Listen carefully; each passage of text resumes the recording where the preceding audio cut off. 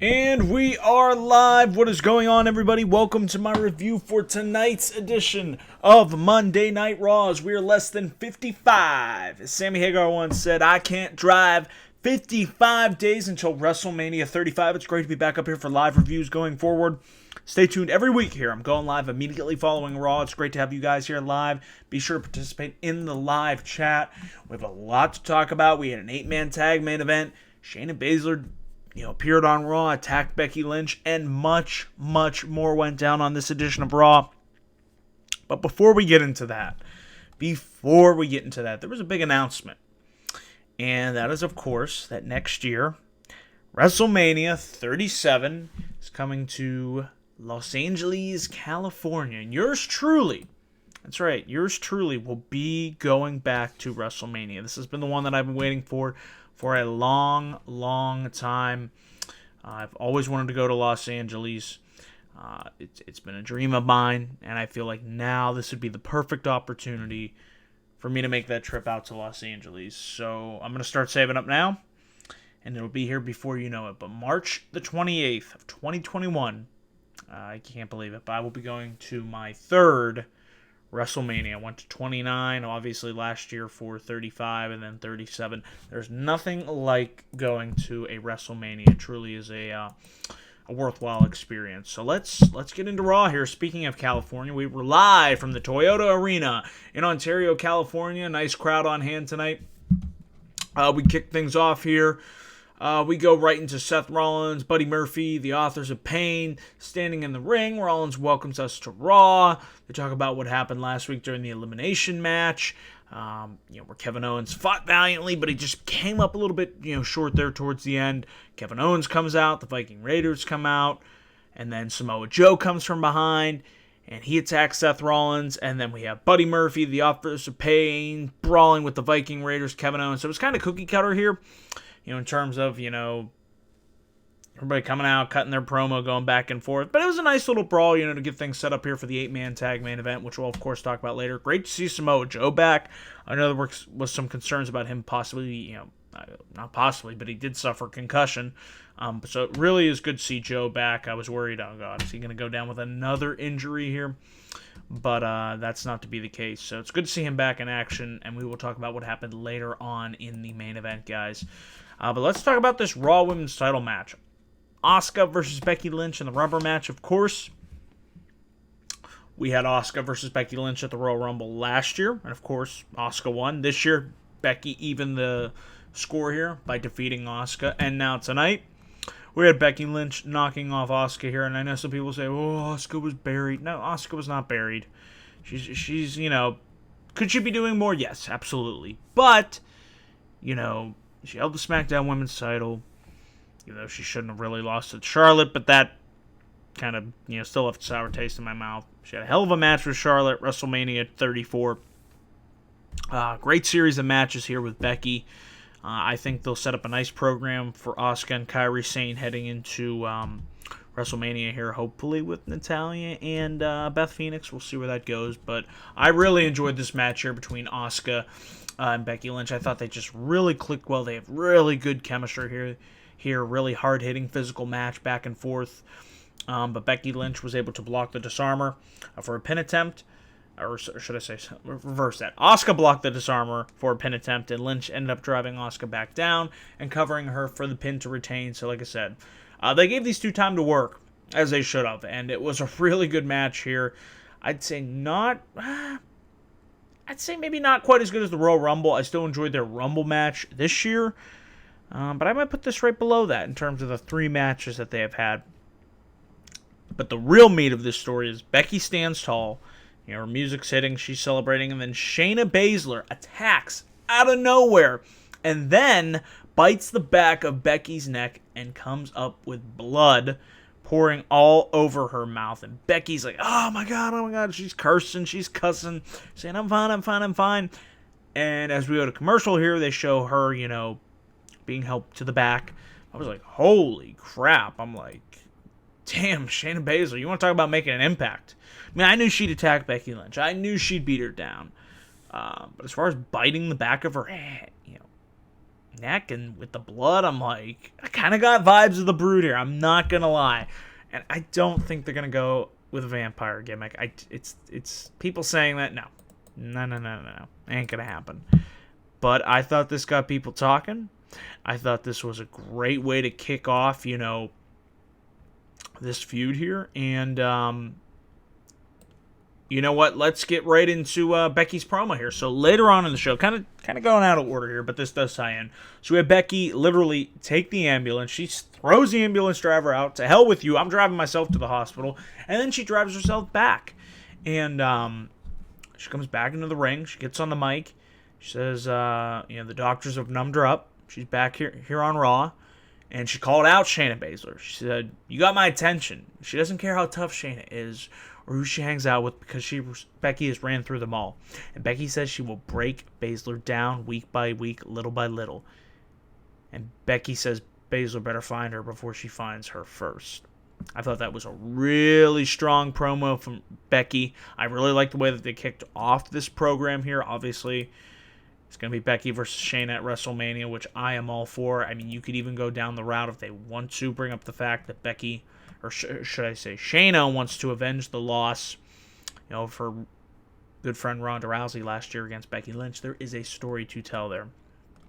But I really liked how we kicked things off here on Raw. And then we have this Mojo, Rawley, and Riddick Moss versus the Street Profits match. It was there for about a cup of coffee. The match was what it was. The Street Profits get the win after the match. We have Riddick Moss become the 24/7 champion. I'm just like, whatever. Do I really care? No, probably not. Because it's Mojo, Rawley, and Riddick Moss, and just like, whatever. So the less we talk about, the better. What I did like was seeing Montel Von Savius Porter, MVP, back here on Raw with the VIP lounge. It was great to see. His guest was Drew McIntyre, the winner of the 2020 Royal Rumble. And that's my terrible Drew McIntyre impersonation, and I will stop because that will literally scare away the viewers. But it was great seeing MVP back here, kind of healing it up on Drew here, talking about how, they ran down the road years back and how, he could be the advocate that Drew McIntyre needs. And, he could help take him to the next level here. He could essentially be Drew McIntyre's Paul Heyman. He's getting an MVP's face, and, he's saying, I could help you here. Kind of be a little bit of an arrogant, cocky prick about it. So Drew heard enough of it. He dropped MVP with the Glasgow Kiss headbutt, and then he hit him with a nice Claymore kick that literally sent MVP back over they had a couch set up, and MVP went flying over the couch. And I thought this was a nice segment here. Like I said, I really have felt over the last couple of weeks since tuning back into Raw here, I feel like there's been more of a purpose, more of a direction, more of a flow to this show. I feel like honestly, week in and week out, they're utilizing the 3 hours more effectively. I feel like a lot of that has to do, credit goes, with Paul Heyman. I feel like this show has just really hit a nice stride in the last number of weeks here. I haven't been tuning out. I've been paying more attention, like I said, week in and week out. And I don't know if that's the fact of, Vince has the XFL, and he's more concerned about SmackDown on Fox, so therefore he's not quite as concerned here with Raw. But be that as it may, let's talk about Angel Garza. I thought he had a nice night here. I really like the pairing between him and Zelina Vega. He took on Cedric Alexander. It's kind of a shame to see how far Cedric has fallen here. Just a couple months ago, he was, of course, challenging AJ Styles here, and now this is his first appearance on Raw in a while. But Humberto Carrillo came out, tried to get the measure of revenge here. Of course, security pulled him off, so they're obviously continuing that feud here. But Garza, Cedric, they had a decent little match here. Garza was able to hit the wing clipper for the win. Man, he just reminds me so much of Eddie here. There's just a lot of little things, I'm telling you. But I can see Garza here going far. And I definitely like the idea of him and Andrade being a tag team. You could eventually do the jealousy angle with Andrade being jealous of Zelina's affection toward Angel Garza in his absence during this wellness suspension. There could definitely be a story to tell here. It'll be interesting to see what happens once Andrade comes back. Down the line, you can even do a United States Championship program. I think that would be a lot of fun. We then had Rhea Ripley interrupt. Of course, they well, not interrupt, but she was talking backstage here with no, what the hell's the interview? I can't remember the name of the interviewers. They all sound so robotic. It was Charlie Caruso. There we go. She was talking with Charlie Caruso, and Sarah Logan interrupted Rhea Ripley, and Rhea's like, well, who the hell are you anyways? It's like, well, looks like we got a match here, and I knew that match wasn't going to go long, but we had Sarah Logan and Rhea Ripley. Rhea dominated, as she should, and Charlotte was watching from the stage, and just like that, 1, 2, 3, Rhea picks up the win after the match. Of course, Charlotte has yet to make her decision. She appeared on NXT, was double-teamed by Bianca, Rhea Ripley. We, of course, have NXT TakeOver Portland this Sunday, the first standalone TakeOver pay-per-view in a long time. So I will be doing a review for that. But we have Charlotte, saying, well, you might not be champion coming out of this Sunday. So we still don't have an answer to who Charlotte will face at WrestleMania 36, but I still say, without a shadow of a doubt, that the money match to do is going to be Charlotte and Rhea. I don't think we need a triple threat. Like I said, I don't, just up and down the card, don't have to, as much as I love Bianca, and she will get there. But I feel like right now, the time is to do Rhea and Charlotte. I think that is the match that I would personally like to see. We then had Ricochet and Bobby Lashley. Nice little match here. Again, like I said, I really, enjoyed the flow of the show here tonight. Obviously, Ricochet, the #1 contender to challenge Brock Lesnar at Super Showdown in 2 weeks' time here.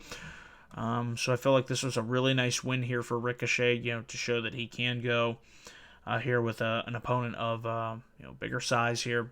Goes up to the top rope and hits a 630 from the top for the pin, taking down Bobby Lashley. Now, a real highlight of this show here was the Randy Orton segment. So Orton comes out, and he was interrupted. And this may be for the last time that we might see Matt Hardy in a WWE ring for a long time, because we know his contract's coming up. But I felt it was really fitting. We know the history between Matt, and obviously Edge, and Lita. And there was a strong Lita chant here. And Matt talked about, there was a time when he absolutely hated Edge. But before that, him and his brother Jeff were really close with Edge and Christian. How they revolutionized, the ladder match at No Mercy 99. Love that match. For the services of Terry Reynolds. The TLC matches with the Hardys, the Dudleys, Edge and Christian. They will live and stand the test of time. Stole the show at WrestleMania. And he talked about Edge's retirement. How he made an incredible return 9 years later at the Royal Rumble. But how, Orton, you took that away. And Matt looked point blank at Randy. And Orton's just giving these great facial reactions. And he's just like, Orton, what the hell is wrong with you? And Orton tries to go for the RKO. I thought, he's going to lay him out right here. But Matt blocked it. And eventually, Orton dropped him with the RKO. Grabbed 2 steel chairs. Hit Matt Hardy with the concerto. And that might be the last time that we see Matt Hardy in WWE. There are rumors that he might go to AEW, which I obviously would be all for. I feel like there's really nothing for Matt to do at this point. I feel like he would be a much better fit in AEW. But if that's the way that you're going to write Matt Hardy off, I felt it was the best way to do it. You further continue this storyline with Edge and Orton. Obviously, we still have 7 weeks to go here, so I'm eagerly awaiting for Edge to return here and get his measure of revenge against Orton, whether that is next week or the following week, or heck, it might be 3 weeks from now. Who knows when we'll see Edge again on Raw? Because we still have 7 weeks to go till WrestleMania. But I thought a really strong segment here, and if that is truly the end of Matt Hardy's run here, thank you, Matt. That's all I got to say here. We then have Ruby Riott being interviewed backstage. I thought she cut a nice little promo here talking about why she attacked Liv Morgan and how she knows who the real Liv Morgan is, and she's not buying this new Liv. And Ruby says that Liv is a follower, and she came back to put her in her place, to remind Liv that she strikes when she says so. So I thought, short, sweet, and to the point. Boom. I liked it. Aleister Black versus Akira Tozawa. You know how this goes here. And I believe this is Aleister Black's 19th or 20th win on TV. He is 20-0. So Black has been on a really nice winning streak here, even though I'd like to see him obviously face better competition. Guys that aren't in the lower card here, but that time will come. Patience, my friends, patience. We will get there. Black stands tall after, of course, defeating Tozawa with Black Mass. And he takes the mic, and he says, he's starting to feel like an animal inside of a cage. He takes a seat in the middle of the ring again as the lights go down, and a spotlight, of course, I really like how they do it. The spotlight shines on him, and Black says, those who come out from now on should know it's not him in the ring with them. It's them who will be trapped in a cage with him. And I'm wondering, does this mean we see Aleister Black take on Eric Rowan? I mean, Rowan has a cage. I really wouldn't be all that interested unless it's just Black, beating him like that. Because, again, I was never a big fan of Eric Rowan. But I still say the match that I would like to see would be Aleister Black and AJ Styles at WrestleMania. That, to me, is the match that I would love to see Aleister Black in. So we'll see. We'll see if we get there. And then we had our main event. Samoa Joe, Kevin Owens, and the Viking Raiders versus Seth freaking Rollins. The Monday Night Messiah, because we have to say that 10 million times. Murphy. No more Buddy. Buddy got deleted. So it's just Murphy and the Authors of Pain. Really nice spot here when Samoa Joe and the Viking Raiders took out the Authors of Pain and Buddy Murphy. They all did suicide dive through the ropes. That was a nice spot. And what I really liked towards the end of the match, of course, Owens going up to the top and hitting a big cannonball, taking down AOP and the Viking Raiders. And Joe got back into the ring. He dodged a stomp from Rollins. Murphy tagged in as Joe applied the clutch on Rollins. Joe breaks it and applies it on Murphy. And Rollins breaks it with a stomp. Referee was distracted by AOP on the apron. Referee didn't see that Murphy tapped out to Joe. I was like, wow, that's a really cool finisher. Rollins just, bam, hitting the stomp, getting the hell out of there. I'm like, that sneaky son of a bitch. And Rollins rolls back out after hitting Joe with the stomp. Murphy immediately covers Joe for the win here. He'll celebrate as we go off the air here. And it was just like, boom. That was our edition of Monday Night Raw, guys. Like I said, I've really enjoyed these shows. The last 5 or 6 weeks here, Raw has really turned a new, leaf here, I felt. And as far as a grade for tonight's edition of Raw, the February 10th edition, I'm going to give it a B+. A strong B+ here. So, guys, I do want to say thank you all for tuning into this video. Be sure to click my like and subscribe button here on youtube.com/JanoGuys412. Be sure to follow me on Facebook, facebook.com/JanoGuys1994. Links can be found down below in the description box. Be sure to check out episode 6 of the Ultimate Marks podcast with Matt Rossman and special guest George Tootie, talking about the Attitude Era retrospective. So be sure to check that out if you're a fan of the Attitude Era. And, so thank you guys again for the love and support as we move into 2020 here. I love doing these Raw reviews, and it is great to be back up here live every single week. So going forward, I hope you guys enjoy the background as well. I try to, spruce up the videos here, trying to give you guys the best possible video quality, audio quality going forward here on the road to WrestleMania. Of course, I will be doing, hopefully, a live review for NXT. We'll be doing a live review for AEW Revolution, so be sure to stay tuned for that. So yeah, guys, that about does it here for this video. Once again, thank you all for tuning in and watching here on youtube.com/JanoGuys412 for this live review of Monday Night Raw. Be sure to comment down below for what you thought of this episode of Raw.